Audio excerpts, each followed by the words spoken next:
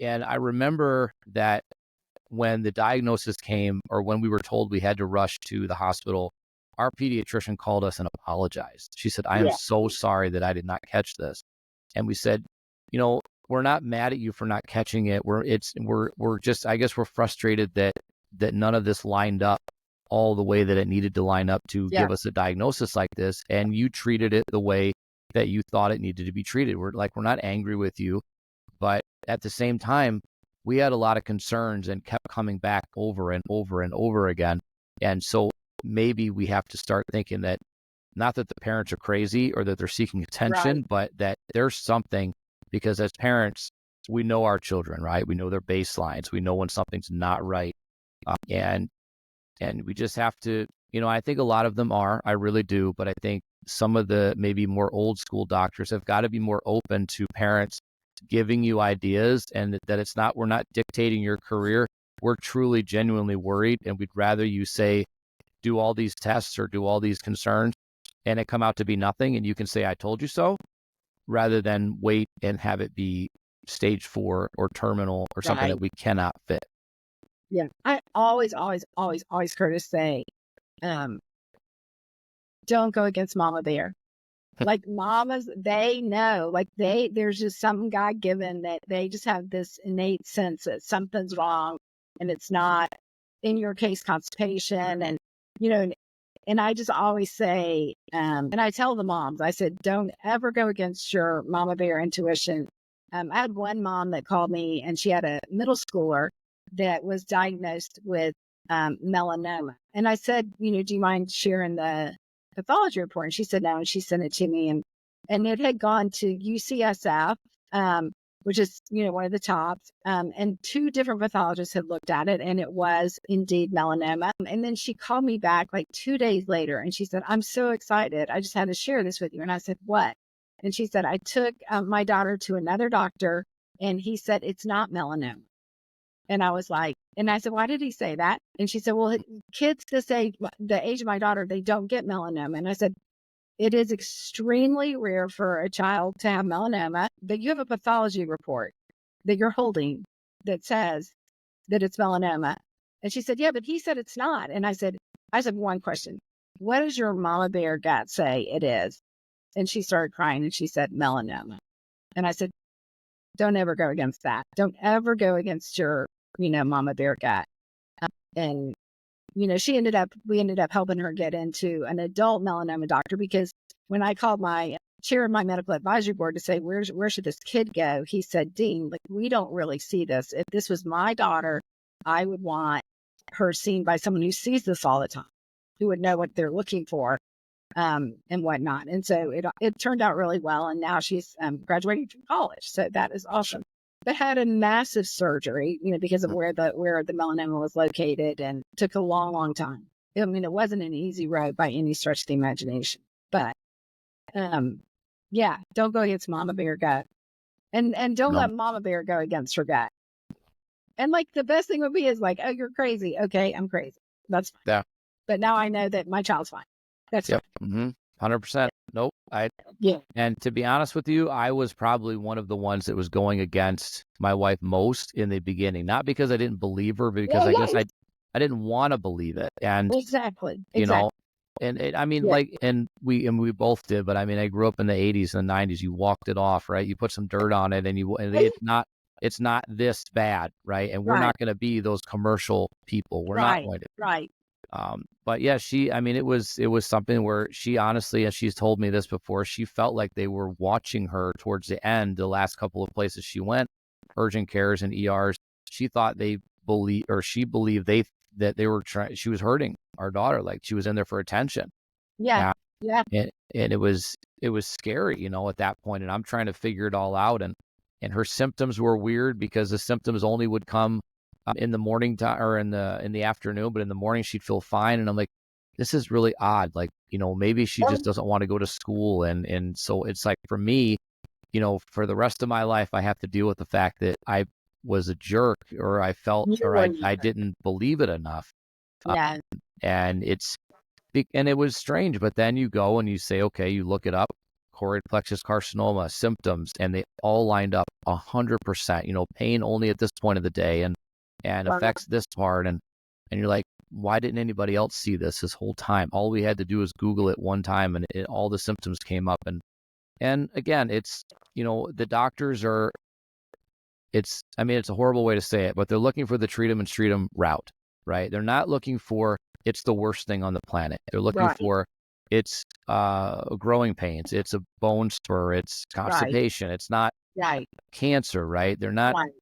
and It's it's not a again, brain tumor. It's not. right. Yeah.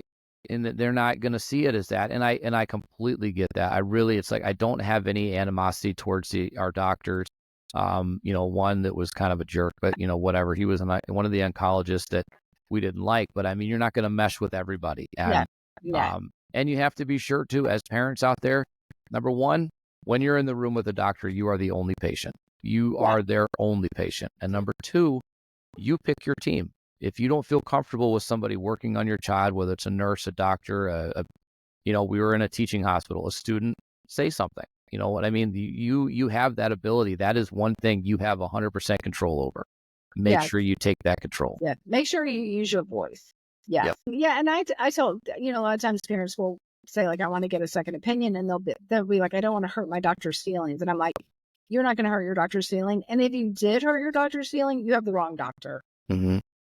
You know, and you need, like, no, because you need to know. I always say this: you need to know as a parent that you've done every single thing that you can, and so that you can lay your head down, even if the outcome is terrible, like JC's.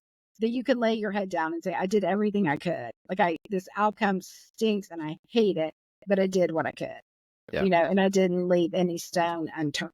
And that's what's, because doing this for as long as I've done it, you can kind of look down and see where things might be headed. And you're like, gosh, what pain can we alleviate from what could be coming? Right. What can we take off the table? Yeah.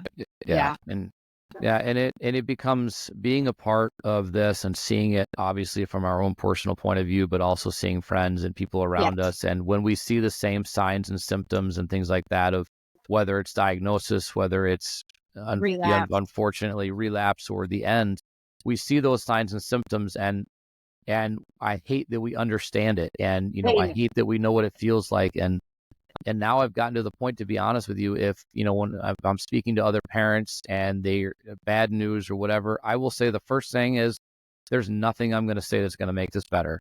But if you need somebody to yell at, scream at, or you just want to vent, I'm here. And often that's the most important thing. But being, you have to pick your team, and you have to be comfortable around the people you're with, and you have to be really open to asking for help as well, which not all of us are good at, and we're still not the greatest at it. Even after 4 years, we're it takes a long time to really accept the fact that yes, you are superhuman because you're parents, but you can't do everything and still focus on what's important. So be willing to accept help is another big point that I think people need to really focus on. Yes. I do think, like, depending on what I've noticed is, depending on the diagnosis and then what is the treatment, what's the outcome, likelihood of an outcome, and then what's the treatment schedule. Some parents, they have to get their sea legs so fast. They just don't have a lot of time. So they kind of come up to speed really fast. And then other diagnoses, I'm like, they'll get their sea legs in X amount of time. And I think when they're first diagnosed, there's just such a barrage of information coming at you.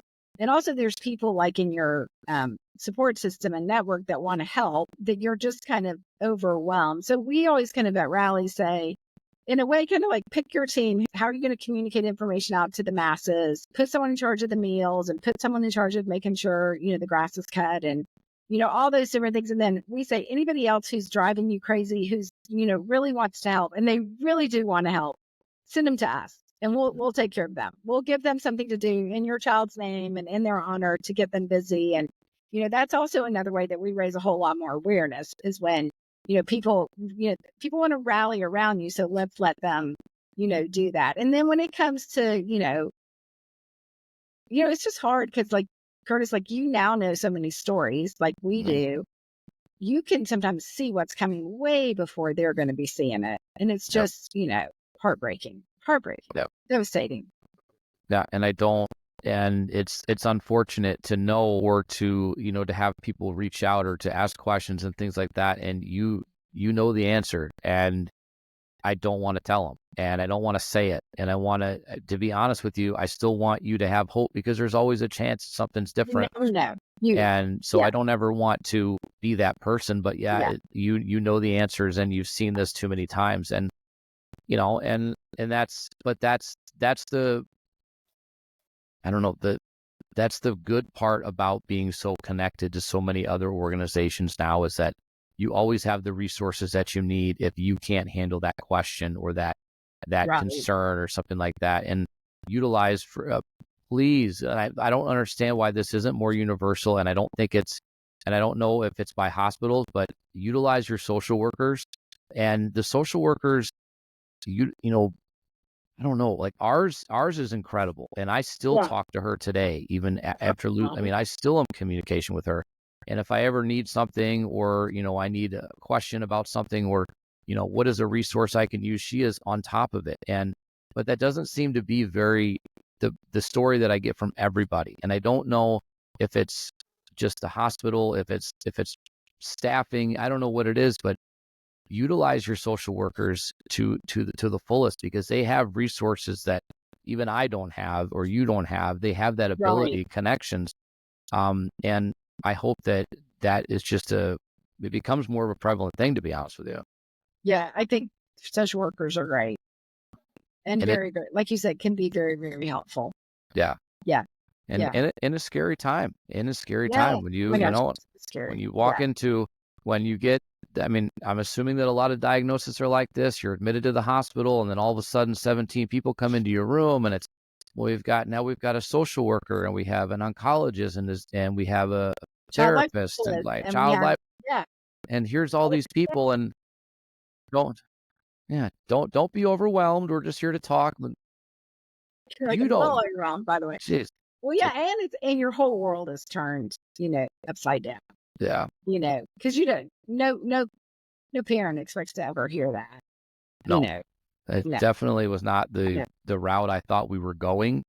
And it wasn't the route that I thought it was going to take us in the end. And it's definitely one of those things that's very up and down. And it's very, when the doctors or the hospitals and stuff, if they don't know, they don't know. But you're still, from what I've noticed, I think you're given a lot of hope no matter what. You're given hope that something could happen. We could find something.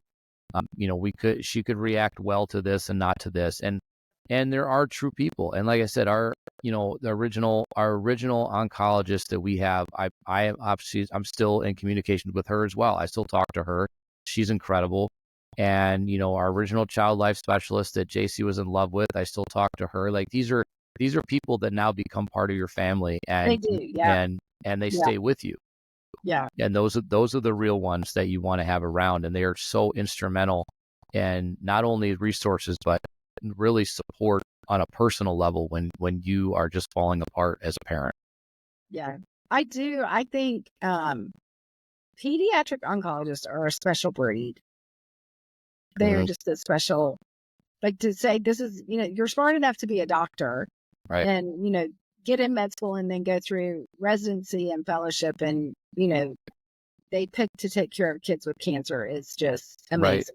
Right. The first thing, there was a lot of first things, but the first thing that our pediatric neurosurgeon told us is that the reason that he works with kids is because he wants to protect their innocence, which is so, and the guy was great, truly an amazing person at what he did and what he was able to do. But it was that made you feel like this is truly somebody that's in the right line of work, and then the nurses that we met, and, the male nurse that braided her hair during her first surgery so beautifully. It was unbelievable. Like we said, well, you need to come over and do this for all the kids for proms and everything. It was the most amazing braid we'd ever seen. And it's that difference between, like, the newer, younger doctors versus the old school doctors, which, they're both doing amazing work. But I remember when the doctor that released us, when he came in, he said, wow, they didn't really shave anything when they did her surgery. They just shaved a little bit. He goes, I would have just shaved her whole head, because that's just the way that they did it. Yeah. You know, and I said, yeah. He said, you can't even tell when she puts her hair down now. You can't even tell there's the official brain tumor scar. And it's amazing. And it's because they do it because they know how important that is to the children to have that control. Yes. And that is so key. And giving them that respect, again, back That's to the huge. respect that they deserve. So yes, I'm always amazed because a lot of times I'll ask the kids, like, what was the hardest thing about having cancer? And the boys and the girls as often answer losing my hair. Both the boys and the girls, not just the girls. And then we had a rally kid, Tyler Copley, who was he had Ewing sarcoma and then metastatic several times. And when it was like, everybody knew that it was the end, he had this bucket list, and on his bucket list was to shave his head, and he shaved his head. And I was like, Tyler, why did you shave your head? He goes, because it was my choice. There you go. And I was like, so when you said the control, he's like, I shaved my head on my terms this time. Yep. And I said, good for you. Good for you. Yeah. You know what? That's the most incredible thing ever that when they have such little control over this whole situation, and they're like, this is it. Like now, we have two kids within two different families that we're watching that we're really close to, and they have let their hair it is just incredible. It's the most amazing hair I've ever seen on their head. And it's because they're in control and they're not going to cut it. They refuse to cut it. And I said, you know what? Go ahead. I just run with it and own it, because you know what? And one of the moms said, yeah, he gets out of hair. It looks all crazy. And she's like, aren't you going to brush it? He goes, nope. This is the way it is. Yeah. Yeah. We had a really kid. She would like color her hair all different colors. Like when you saw Lindsay, you didn't know, was it going to be pink or purple or rainbow or whatever? And it was always like a different color. But we were always like, that's awesome. Like, do it, do that. Like, because now that's your choice. Yeah. Right. Yeah. Yeah. It's when there's so much, that they just don't have the ability to take control of, and that is them. And if that's what they're going to do, I say run with it and roll with it. Like, with JC, I shaved my head when her hair fell out, but she had about 6 or 7 hairs that refused to fall out, and she would not let me cut them. She would not let me shave them. They just flew in the wind, and she loved them. Those are mine. That was it. She wouldn't let me do anything. And we said, okay, that's your choice, and you get to take control of this. You get to be owner of this. Yeah. Yeah.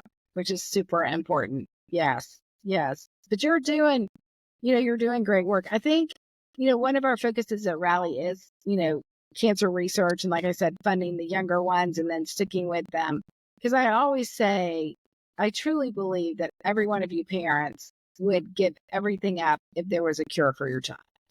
And especially a cure that would be, not come with like a multitude of side effects to where the side effects are more devastating sometimes than the disease. But, that's what inspires us, is to, fund that research so that every child fighting cancer is going to have good, viable options. So that then they can go on and, grow their hair wild or color whatever color or shave it off if they want, just that they can make those choices is really important, important to us. And I think something you said, like, everybody having one voice together and making childhood cancer a national priority in this country is really important. And the way that happens the best is when we're all saying the same thing. Because if everybody's saying the same thing, it makes a whole lot of noise. But if everybody is saying all these different things, it just gets kind of squawky and sounds like a bunch of wah, wah, wah. But if we can continue to hone our message and all say the same thing, we'll continue to see great changes happen within childhood cancer. And, we can go from, 8 to 12, and then we can just keep going, or 8 to 16, and then, 16 to 32, and, continue to grow those funding sources, outside of the NIH. I think everybody right now should be calling their senators saying, please sign on to the Creating Hope Reauthorization Act. I mean, that's just been such an important bill that, currently before the Senate. And then the kids access to care is super important also, so that if you are a Medicaid patient, that you would have the ability, that your doctor would have the ability to allow you to be able to cross state lines where a treatment is available a whole lot quicker, which is super important. Because how frustrating would that be if, there was some treatment that JC could have had if y'all were on Medicaid, but it's going to take 9 months to get no, that's nuts. Like, we're better than that as a country. But so there are things that people can be doing, right now that will make a big difference for, families and kids fighting cancer. The DoD advocacy that Rally, leads on a national basis, getting your researchers to apply for that funding. That money is there. They're not going to fund bad research, which is one reason I love working with the DoD. And you can follow that money. You can see exactly where did that money go and how much did they give and who did they fund, which is super cool. And they do, like, they kind of align with Rally really well in that they like to fund things that are a little bit outside the box. They're not super traditional. Just like you said, your researcher got DoD funding. They're willing to think outside the box and take a chance. So we are making a difference. We're making progress. Breaks my heart we didn't make enough progress for JC. But I guarantee you, she is smiling down on you, Curtis, and so proud of you for what you're doing and your family. And, you inspire me to rally on. You really do. And so thank you for that. Yeah, I appreciate that. I do. And this is not a tough, or this is a tough, road moving forward with this. And I would also, say that, moving forward and parents that lose their children, that, you can often hear that kind of time heals all wounds. That's wrong. It's really, it gets harder every year. It really does. Yeah. And a lot of that is because I'm watching my daughter go to college and my other daughter start to drive and get a job. And I know that JC will never be able to do that. Yep. So all those milestones, while I'm happy and you see me smiling in the pictures when I'm walking my daughter, when she's in her graduation gown and things like that, I'm dying inside because I didn't get to do that with Jason. I know that she wasn't going to be a part of it. And I remember sitting at my daughter was in 9th grade, their first year in high school, and she was singing in the choir at the high school graduation. And I remember sitting there while JC was home and thinking, she's never going to do this. And I knew that then. And that was prior to her passing. And I was like, she's never going to be able to do this. And no more parents should have to feel like that or think like that or understand that, what it feels like to sign a DNR for your 8-year-old child. Yeah.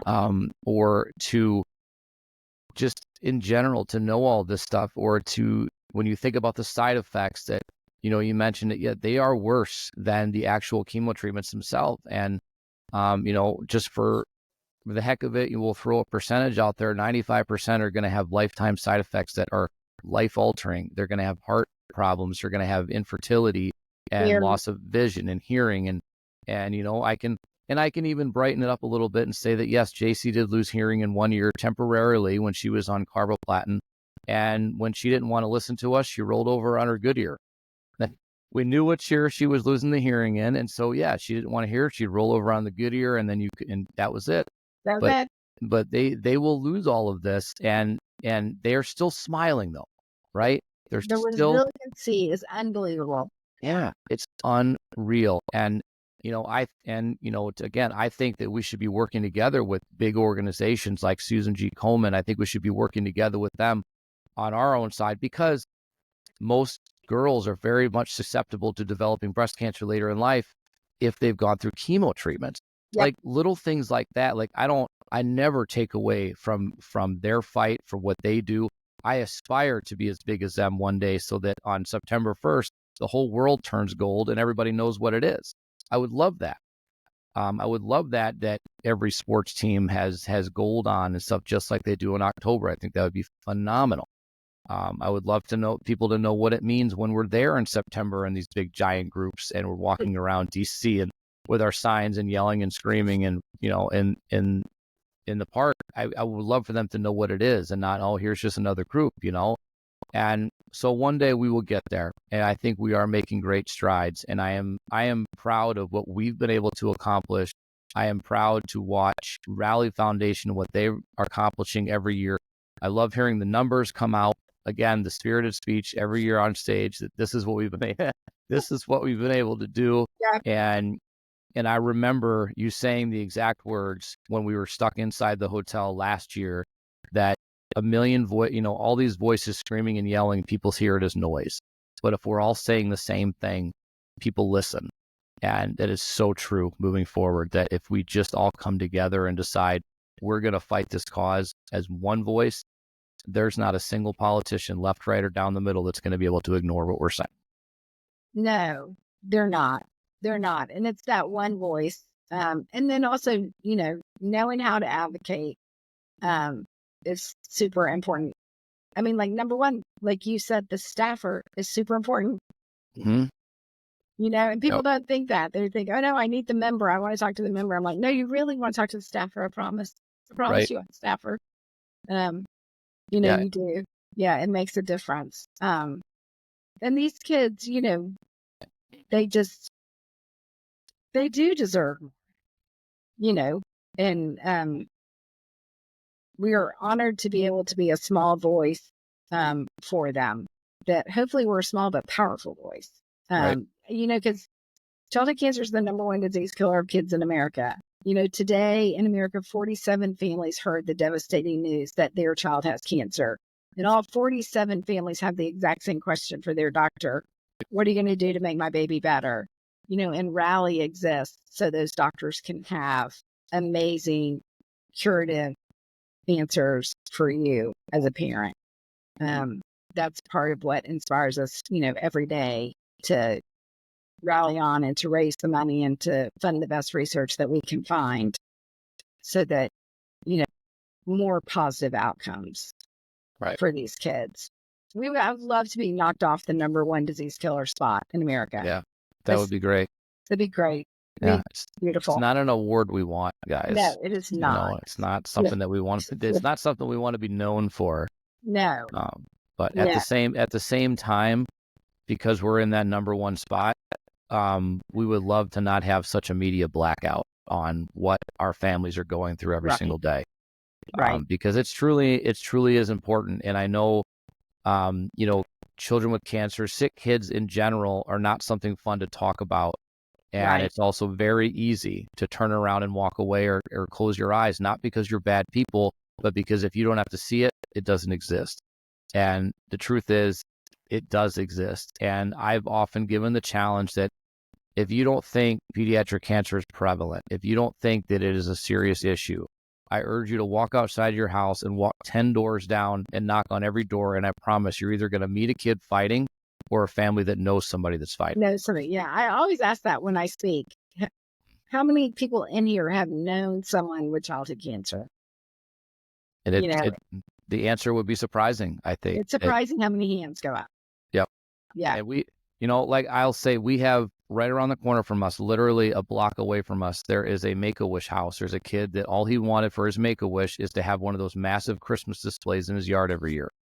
We had no idea that's what it was for. We had no idea until after JC had her wish and they told us. They're right in our backyard. We have delivered care packages, to people literally miles, 1 to 2 miles away from our house multiple times.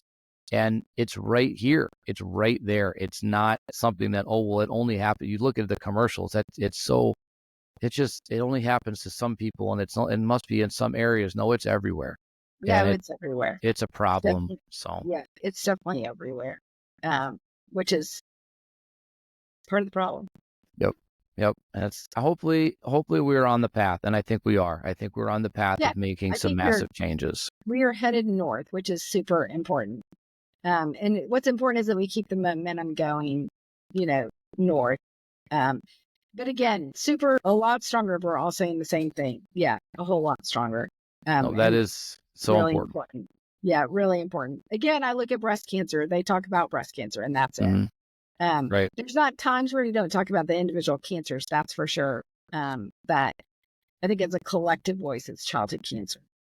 Right. They are again, they're very, very good at what they do when it comes to getting the word out. And Yes. that's Yes.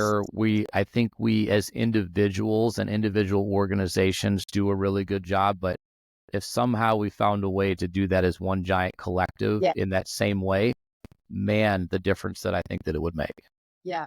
I think we trademarked the Gold Strong Mm-hmm. because someone else trademarked Go Gold, another organization, and they really only want Go Gold used for their organization. And so we were like, no, we need a battle cry. We actually worked with CureFest to do this. And I think, if we're Gold Strong for all kids fighting cancer, and then we're Gold Strong united together against childhood cancer. And I think if we could just, continue to drive that message home and both those tags, like for all kids fighting cancer, which then kind of lets we care about JC's cancer, we care about, Tyler's cancer, we care about, but it's for all these kids that we're doing this. And then that we're united against childhood cancer, that we're not that we're battling each other, but we are united as one voice for childhood cancer. I think it's super important that we show the community, and then it will spill out into the world that we are Gold Strong, and we're Gold Strong together, and we're Gold Strong for all the kids. Absolutely. It's super important. Yeah, super, super important. And we are definitely all part of that, and we are definitely moving forward. I am, like, again, so excited to see every single year the advances that are happening, the advances, you know what I mean? That's incredible to me, and to meet people that are doing these things, listening to, Gavin from the Evan Foundation, listening to Tracy Ryan from NCORE, and listening to Ricardo from Onco Heroes, and listening to these advances. And it is always for us a little bittersweet in the end, but we're so excited to see that there are so many advances that our friends whose children are fighting right now could possibly take advantage of, and they could be that miracle case, and they could be that one that just ends this disease and ends the way that it's treating our kids. And so, whether it's, we are Gold Strong, whether it is, Rally Foundation and everything you guys do with advocacy and things like that, whether it's us doing things or every other organization, if we're all doing it together, I'm just what it's gonna change and what it's gonna bring. One of these years coming to CureFest, I feel like we're gonna hear, we've done it. We have finally done it. We have found the silver bullet, and this is it. We've come up with an answer, and I hope every day, and I hope that I'm around long enough to see that happen, because I know that's what my daughter deserved. I know that's what JC deserved, and I know that's what she's telling me that I'm supposed to be doing. I say she left me a lot of work to do, because that's just the kind of kid she was, but that's okay. I'm proud to do it, and I'm honored to do it. Yeah. It is an honor to fight for them, and in their memory and all of that. It's amazing to get to do what we get to do. I wish we didn't have to do it, though. I do wish that. Like you said, I wish we were all out of a job. Right. It would be great. It would be great. There's other things we could be doing, but it's such an honor. And an honor that, for someone who didn't have a job with cancer, that you allow us to come alongside of you. Mm-hmm. So we appreciate that. And don't take that for granted at all. Mm-mm. No, anybody that honestly is willing to kind of get on this crazy train and ride it with us, and knowing how hard it's going to be, is truly an amazing human being. And we are proud to stand by anybody that wants to join in this fight, and do everything that we can to work together, because again, the more voices we have, as long as we're saying the same thing, we're saying the same thing, will make a huge difference. Yeah, it really will. And I look forward to it. You can look at more than 4 really proves that for our community. Yeah. So now we want more than 8. Yeah, that's exactly what it is. I mean, you can see the sign behind me that says they deserve more than 4. And that was, that's JC looking out the window at the hospital in Green Bay. And that's her, again, looking out at the world as she's stuck inside that hospital. And but we had fun. We played games. We laughed at each other. She played tricks on me. I mean, that's just how great these kids are. And so I can never get over the fact that, yes, I'm biased towards my own, but I know all these kids have that same energy and that same attitude. And Yeah. they give all these, these great speeches. And again, I had the honor of being able to speak this year before the march. And every year that I sit at the night of the Golden Lights, or, you're sitting on the table that night, but before the march, I always listen to the speeches and I think to myself, what would I say if I was up there? What? What would I say? How would I get my point across? Or how would I do it without breaking down into a puddle? I don't know. But, it was an honor. And I hope that, I'm continue to have these opportunities to do that, because I feel like I have a lot to say, and I don't like public speaking, but if you're passionate about it, it's not really public speaking. Exactly. Yeah. I So love what you said at the end of yours. You said, say their name. Yeah. And I loved that. Because Yeah. I say that all the time. Yeah, we have to. It's so important. Yeah. And then, the last thing that I've said is that, I've started saying, and I'm using this hashtag on social media and stuff, is that we are global, because Yes. and that had a lot to do with, trying to get donations for our event this year, where we were being told no, because the money is not staying here. It's not staying right here. I said, no, because this isn't a local issue. It's a global issue. Yeah. And so that's it. I said, we are global. We are, as an organization, we're global. We do everything outside of this basement. It's everywhere. Right. And so that's part of it, and maybe I'll trademark that. Maybe we'll see if I can, we'll go that way. But yeah, it's definitely, it's a bigger issue than just right here. So that's what I want people to. And I think that, we ran into that a little bit with Rally. And, when it comes to research, the research that we find when it advances into a clinical trial, it's going to be, 9 times out of 10 run by the COG, the Children's Oncology Group, which affects every childhood cancer. Every childhood hospital just about belongs to the COG. So I'm like, even if the money is not staying locally in your community, it is eventually will come back and help a child in your community. Right. And that's what's important. Yeah. And that's, I hope that we can continue to push and get people to hear that part, because that's what's so important, it's like, well, that just, I don't know, that always, and then also, our giving priorities don't line up with your mission or something. And I always wonder, like, I get it that if this is what you do as a company and it's not really kid related, but our kids are at the core of everything that we do, and they are the future. They are the future of whatever you're doing. They're going to be the ones that's going to be taking over those jobs and stuff. So, but that's a whole conversation and can of worms to get into, that kind of stuff. But it could go on forever with that type of thing. But it really, it's not getting easier to raise funds and stuff like that. I think it's actually getting harder every year. Harder. But it's not going to stop us or slow us down. I mean, I'm assuming that you and Rally, that you guys are like me with no off switch, and this is we just keep moving forward, even though we need to take 5 minutes, but it doesn't matter, because our kids need it, and they count on us, so we have to be there, and so we're not going to stop. Nope, we're not stopping. We are not stopping. I would say we're pretty much unstoppable. Right. Yeah, unifying the message is super important there. Absolutely. Yeah. But this has been a phenomenal conversation and a phenomenal opportunity. Thank you. I've really enjoyed it. Thank you for inviting me. And again, you did great at the Capitol. Thank you so much. When I saw the message come through from Emma, I was like, well, this really, like, why me? What, out of all the people that you could reach out to, and why me? But it was an honor, and it was great to do it. I was so excited to do it. So, yeah, I hope that, like I said, I hope I have opportunities like that in the future all over the place, because I truly would love to do it. And it's just a great way for, to be even closer connected to the community that I really do truly love. So. Yes. But yeah, it's like, I guess, is there anything else that you would like to share about Rally that we did not get into? I mean, we shared a lot.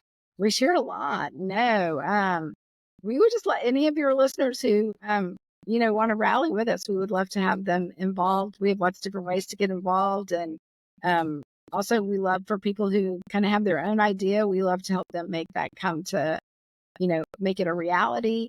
I think one of the things that I'm super proud about with Rally is, 93 cents of every dollar that we bring in supports our mission. And for 3 years in a row, we have gotten a perfect score from Charity Navigator. So we really take care of the dollar donor. We see that as super important.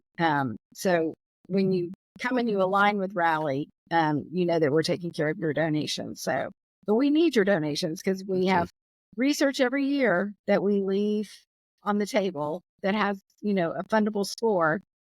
And it kills me because I'm like, what if that's the cure that's on the table? Right. So we really do need donations and people who will do fundraisers or, do some of our fundraisers. It makes a big difference. And some of my favorite things is, when a school comes and just gives us, a little bit of money, I just think, this could be like say it's like 187, then they collectively exchange. I'm like, this could be the $187 that cures cancer.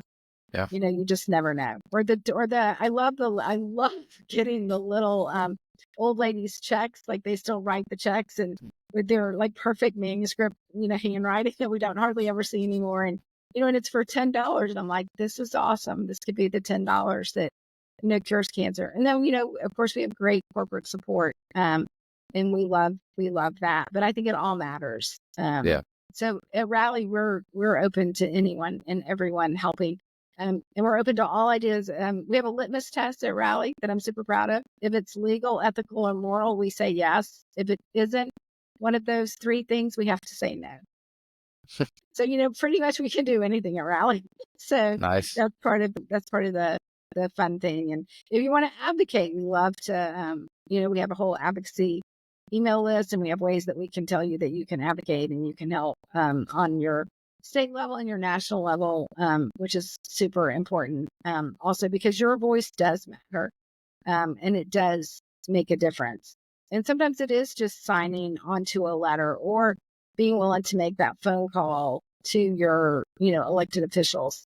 All of it matters. It really does. It really, really does matter. And so your voice matters and you matter. And again, the more unified we are, the better we are together. Yeah. Yeah. I love all that. And to absolutely hammer that point home, every single penny makes a difference. It doesn't matter whether it's coming in, a change purse or it's coming in a $10 check. It all makes a difference because it all adds up. Yes. Whenever really does. if you're raising, we raised $25,000 and we donated it to Onco Heroes to fund a clinical trial. And it took a year to raise that money, but every $5 donation, every $10 donation got us to that point. So exactly. Yeah, Yes. never think it's not enough, and never think that your support is not enough as well. Just if you're there, if you're talking, if you're supporting, if you're walking alongside us. But money does make a big difference. If you can donate, please do. But again, those Charity Navigator and things like that, when you're looking at those type of things, research where your donations are going. And if 100%. if the transparency's there you go. I've been asked before, where do I donate? Where do I donate? I can give you examples all day, but do your research and know where your actual money's going. Sending in checks blindly because you think you're supposed to, just understand where it's going. It's that simple. Yeah. And again, we fund the best research through a dual peer review process, and we fund research all over the country and internationally. Because like Nancy Williams' mom said, we really don't care where the cure comes from. We just want the cure. Right. And we want better treatments on the way to the cure. Absolutely. Yeah, absolutely. For sure. We are all going to get to that finish line somehow, some way. And the more that everybody jumps on board, the quicker we're going to get there. So definitely do your due diligence and, research where your money's going. But I will say that rallyfoundation.org is one place where you can get the most bang for your buck, and so much information on the website as well, as far as advocating and how you can get involved. So things like that. The one last thing I will do is I usually ask my guests at the end to give advice to either parents or children, things like that, after kind of going through it, seeing it, what advice would you give to somebody that's either just got into this community or is just immersed in it and lost, and what advice would you give to them? Wow. I think if you're new to the community, making sure that you have your community around you, that you're offloading some of those things so you can really concentrate on your child and your other children. So it's whether it's the meals or, making sure the grass is mowed, or, I always say, make sure the family's prayed for, that they're fed, that their bills are paid. There's a great newer organization called Support Now. They'd be a great guest that allows you to kind of do all of that in one website. Your meals, raise money, all of that, which is great. Give updates. So I would just say get your community around you. And then if you still have people still wanting to be involved, which is great, and hopefully you will, send them to us and we'll rally in your kids' honor and name, and help give those people who do want to support you meaningful work to do. Once you get your sea legs and you're in the community, don't forget to laugh and make memories with your kid and your other children. Just remember that is really important, to do that and to laugh. Like I loved when you said JC played jokes on you in the hospital, and all those memories are just wonderful and really important. But even if your child, hopefully your child will make it through treatment, but just having it be that you have those funny times to look back on and not just the hard times. If you're part of the community for a while and you feel lost and you're not sure where you fit in, maybe just get out a piece of paper and just make a list of different things within the community that are important to you, that really resonate with your kind of heart, and write it all down, all the different things, and then kind of see how they group together and what really kind of speaks to you the most. And you can go through that list and you can say, maybe assign a number to, like, maybe 1 to 5, and 1 is the least important and 5 is the most important, and see what resonates to the top, and then find an organization that's doing that. So it might be, when you look at it, you might really want to be helping to pay bills. So find an organization where you can donate, and they do that they pay the bills the right way. Or it might be research, and then research the organizations that are doing research, and who do you want to align with. Or it could be advocacy. So whatever it is that's coming up that really speaks to your heart, find an organization that does that. Because I think sometimes the need is so great and so vast within childhood cancer, and the longer you're involved in it, the more it just seems like, oh my gosh, I can't do it all. And you know what? You can. And that's okay. But you can really, if you concentrate on, 1 or 2 areas, you really can make an impact. And so figure out what are your 1 or 2 areas, and then move forward with an organization that is making a difference in that area. I love it. It's great, all of it. And it is true. I know it's hard to hear, but yes, we cannot do it all. I know we all try. It is absolutely impossible. But it's one of those things where it's hard to shut off once you're motivated to do something and continue to add to your plate until you are burning the candle at both ends, all around the corners and whatever. But it is what it is. It is kind of part of what we have been pushed into, or what we're passionate about at this point. And we're not going to stop. But advice is really, really find a mission that you're passionate about, and run with it, and align yourself with organizations. So that's great advice. And I think this has been a great conversation, and I hope to continue to see what you guys are doing. I know we will definitely see you in September. Yes. Thank you for your support of Onco Heroes. Raleigh's super supportive of that. That was an incredible honor to learn what that donation. And I said, this is the 3rd time we have donated in that way, but this is the first time we could really see what that money was going to do and what it was going to create in it. So it really feels like we finally we finally got our foot in the door. We finally made that impact that we've been trying to do for so long. So it was really good. And I look forward to, next year, what we decide to do. I don't know, but it's every year we come up with something, but Love it. I'm sure it'll be great. Yep. I love it. I love it.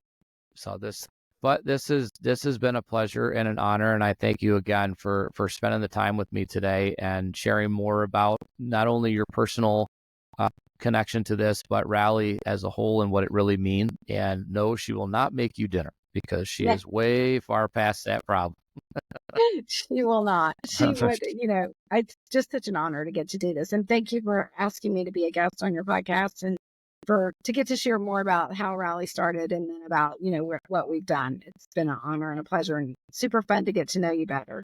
Thank you so much. It's one of those things where I love meeting the people that we've been so close to for years now, but not close enough and actually speaking. Yeah. And it's like, CureFest is a crazy time, right? There's a lot going on, and there's not a whole lot of time to really stop and do that. But it's been great, and I look forward to kind of many years of continuing this fight alongside each other and making a difference. And awesome. And again, I will speak anytime you want me to, and that would be an honor. But we will end this for today. But again, I thank you so much, and we will see everybody else here next